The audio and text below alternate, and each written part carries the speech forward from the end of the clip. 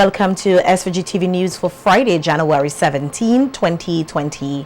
I am Rochelle Batiste with the details.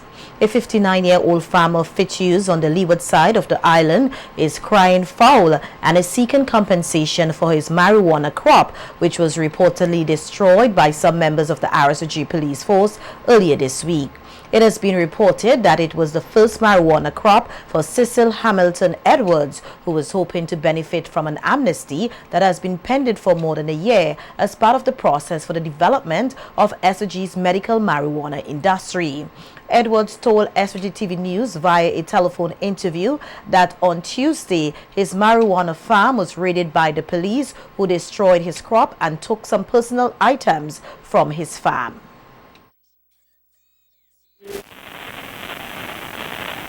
Full marijuana, all. They leave the young one, they didn't interview the young one.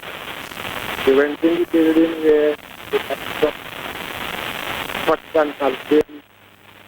And maybe one of them, the police come down here, maybe one of them point at an activity. They don't get it because the police do not get instructions from the higher authority. So somebody has to point the police at me. My place barricade, you cannot stay in the road and see my constitution except you come up in the yard. And it's a surprise to me. I get a shock when I heard, because it have neighbors harvesting marijuana right now. Right now. Edwards estimated his loss to be between 70 to 80,000 EC dollars, noting that it was an investment as he was hoping to capitalize on the marijuana amnesty. It's really ridiculous. I spent over $8,000 just to see the people buy manual, stuff like that. And the amount of marijuana that they destroy, value over $70,000 to $80,000 because of good quality marijuana. And one of the investors told me they get quality because they have no seed at all that they need. So I don't see how this thing, in which the commissioner of police, before the police came to destroy me. Edwards, who is a widower, grows other traditional crops, creating employment for other residents in the North Leeward area. He said he will continue to grow marijuana, even for the medical marijuana industry, but he is baffled as to why the police will destroy his crop. Tell them to do what people say. That is how I look at it, to my point of view.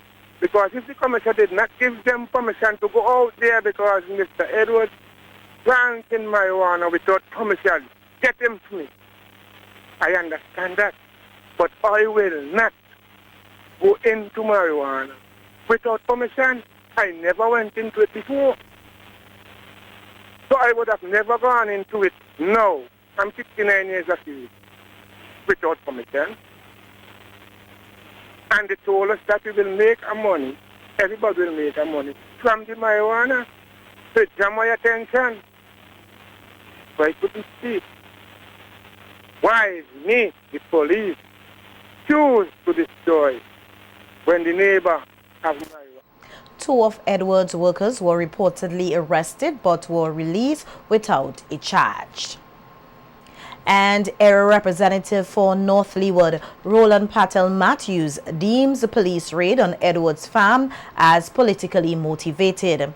Matthews, who visited the raided farm, told SVG-TV News the incident raises a number of questions.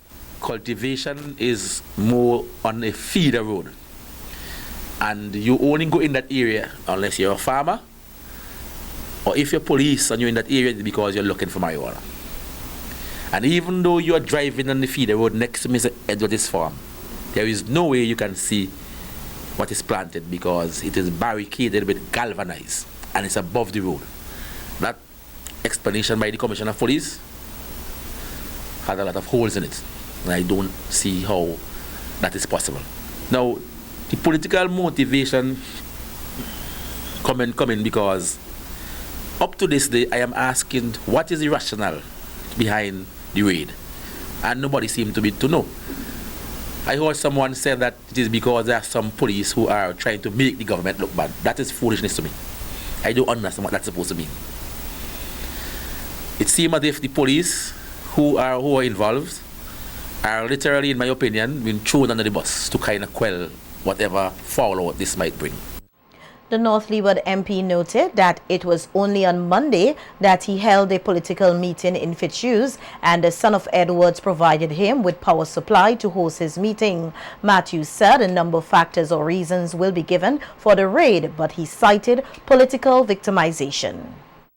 Meeting by Mr. Edwards' son, and the next day the matter was being, the police went and raid. And there are, you see, when you live in close communities like North Leeward, you hear a lot of stuff, eh? And even before the accusation was, even before I come to that conclusion, there were a number of people who were saying the same thing. Is it because you had the meeting at Mr. Edwards' son that why this happened?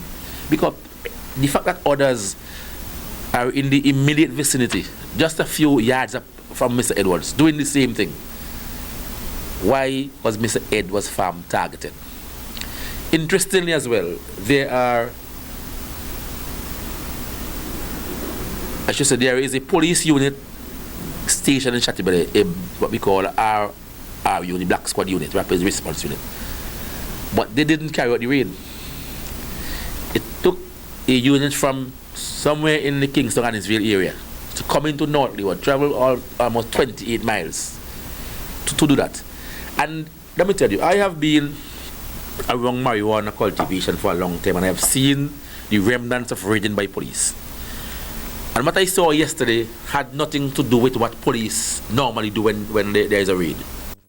President of the Cannabis Revival Committee, Junior Spirit Cuttle, condemned the police raid carried out on Edwards' marijuana farm. Cuttle, who is an activist for marijuana farmers in the country, is of the view that some police officers are bent on undermining the process of the cultivation of marijuana and the medical marijuana industry, now that farmers are covered under the law.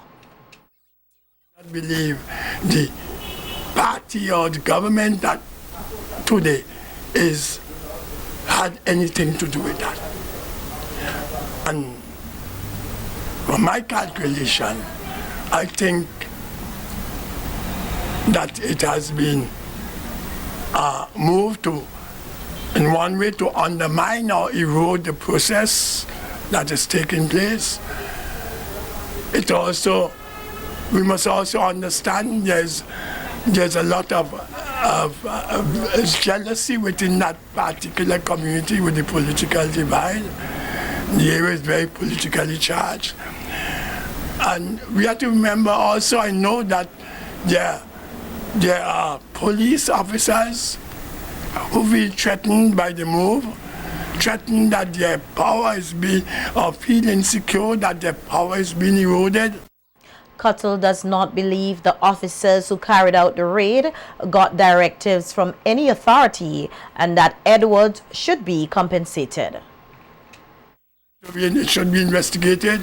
I think that the traditional growers who lost their investment, I think they should be compensated. It is true that legally this won't be possible because it's an amnesty. It's just a pardon that has been extended to growers, so you have no legal justification, you know. But there is a policy of tolerance, and insofar that there's a policy of tolerance, and under that policy of tolerance, traditional growers have lost their produce, have lost their investment. I think there should be some form of compensation. Cuttle cautioned other marijuana farmers to be careful not to be used by politicians, reminding them that it is an election year. I said, one, we got to remember that North Leeward is the largest producer of cannabis in the country.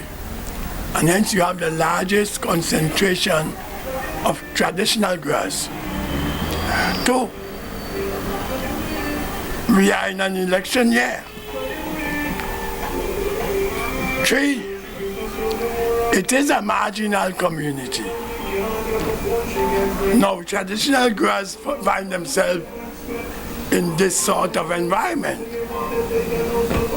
And we know how politicians can behave. And by politicians, I'm not talking about one political party as opposed to the other. We know how politicians behave. So if we as traditional cultivators are not careful, we could be used as pawns. The Cannabis Revival Committee president says he will continue to represent all marijuana farmers regardless of their political affiliation. Meanwhile, several media outlets have reported that Police Commissioner Colin John said that he did not authorize a raid on Edwards Farm and that he has informed his officers to halt any operation on traditional marijuana farmers.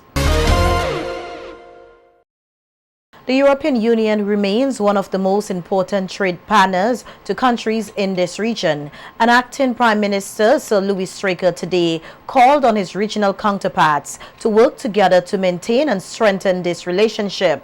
Sir Louis made the appeal at the opening of the 26th meeting of the Council of Ministers of the African, Caribbean and Pacific States CARI Forum at the Beachcombers Hotel. The meeting was attended by delegates from Barbados, Belize, Cuba, Dominica, the Dominican Republic, Grenada, Guyana, Haiti, Jamaica, St. Lucia, Trinidad and Tobago and host SVG, as well as representatives from the OECS Commission and the CARICOM Secretariat. Sir Louis said the CARI Forum and EU Economic Partnership Agreement forms the basis of a mature relationship between the region. He, however, noted that while the agreement can have a positive impact on member states, economies and peoples, some member states have not been able to utilize the agreement as intended and recommends a study to be conducted to ascertain the challenges they face.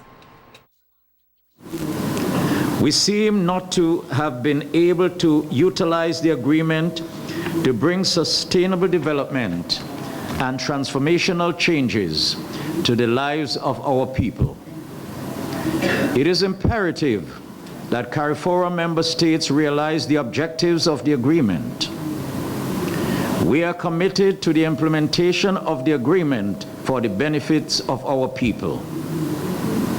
Our thrust is to build modern, competitive, many-sided post-colonial economies which are at once national, regional, and global. To this end, I would like to recommend that a study be commissioned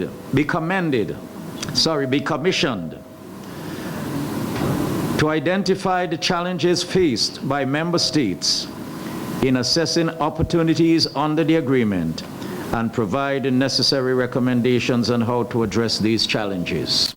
Highlighting issues relating to the ACP-EU post-Cotonou negotiations, Sir Louis said the Skeleton Agreement was agreed upon in 2018, which, if fleshed out properly, could bring benefits to member states.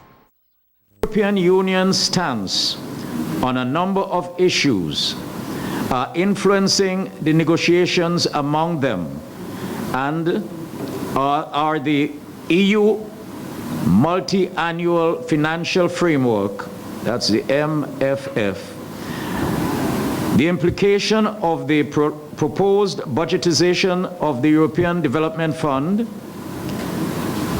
and linking to this is the graduation from developing financing and the Neighborhood Development and International Cooperation Instrument. These matters require our urgent attention and engagement with the EU. The new ACP must embrace multilateralism.